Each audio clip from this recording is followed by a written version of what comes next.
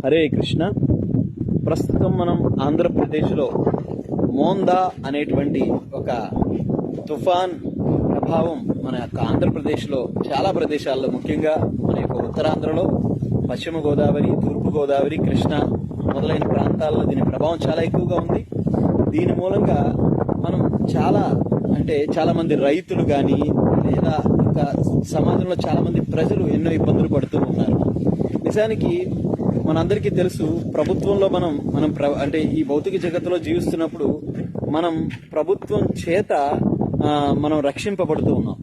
అటువంటి రక్షించేటటువంటి ప్రభుత్వానికి కొన్ని లాస్ ఉన్నాయి. ఎవరైతే ఈ ప్రభుత్వానికి వ్యతిరేకంగా, ఈ లాస్ కి వ్యతిరేకంగా ఎవరైతే నడుచుకుంటారో ఖచ్చితంగా ఆ ప్రభుత్వం చేత శిక్షించబడతారు. అదేవిధంగా ఈ సమాజంలో మనం ప్రకృతిలో జీవిస్తున్నాం కాబట్టి అటువంటి ప్రకృతికి కూడా కొన్ని లాస్ ఉన్నాయి. ఆ ప్రకృతి లాస్ ఏంటంటే, ఆ ప్రకృతికి ఆ లాస్ కి విరుద్ధంగా ఎవరైతే నడుచుకుంటారో అప్పుడు ప్రకృతి ద్వారా కూడా మనం శిక్షించబడతాము. అంటే ఉదాహరణకు చూడండి, భౌతిక జగత్తులో ప్రతి ఒక్కరికి కూడా అనేక రకాలైనటువంటి క్లేశాలు ఉన్నాయి.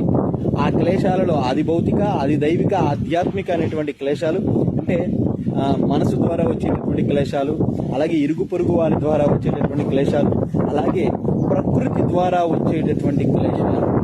ఈ క్లేశాల మూలంగా చాలా మంది ఇబ్బంది పడుతూ ఉంటాం. వీటన్నిటికీ కారణం ఏంటంటే, మనం ప్రకృతికి విరుద్ధంగా నడుచుకోవడమే.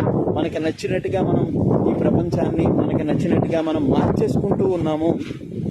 కాబట్టి మనందరికీ తెలుసు, బృందావనంలో ఒకసారి శ్రీకృష్ణ భగవానుడు గోవర్ధన పర్వతాన్ని ఎత్తి అక్కడ ఒక భయంకరమైనటువంటి కుంభవృష్టి వస్తే, ఆ కుంభవృష్టి అంటే ఇంద్రుడి మూలంగా వచ్చినటువంటి ఆ కుంభవృష్టి నుండి వ్రజవాసులని రక్షించాడు, బృందావన వాసులను రక్షించాడు. అది ఎటువంటి కుంభవృష్టి అంటే, ప్రళయకాలంలో వచ్చేటటువంటి సంవర్తక అనేటువంటి మేఘాలు ఆ బృందావనాన్ని మొత్తం చుట్టుముట్టేశాయి. ఆ బృందావనం అంతా కూడా నీటిలో నిండిపోయింది. అంత భయంకరమైనటువంటి కుంభవృష్టిలో శ్రీకృష్ణ భగవానుడు తన చిటికెన వేలు మీద గోవర్ధన పర్వతాన్ని ఎత్తి నిలబడ్డాడు. సో అదే విధంగా మనం కూడా ప్రకృతిలో జీవిస్తున్నాం, ప్రకృతికి విరుద్ధంగా నడుచుకుంటున్నాం. కాబట్టి ఆ ప్రకృతి ద్వారా ఈ విపత్తుల్ని మనం పొందుతున్నాం. కానీ ఇటువంటి పరిస్థితుల్లో మనం భగవంతుడి మీద ఆధారపడడం నేర్చుకోవాలి. భగవంతుడు ఖచ్చితంగా మనల్ని రక్షిస్తాడు ఈ ప్రకృతిలో ఈ విపత్తుల నుండి. సో ప్రస్తుతం నేనైతే భగవంతుని ప్రార్థిస్తూ ఉన్నాను.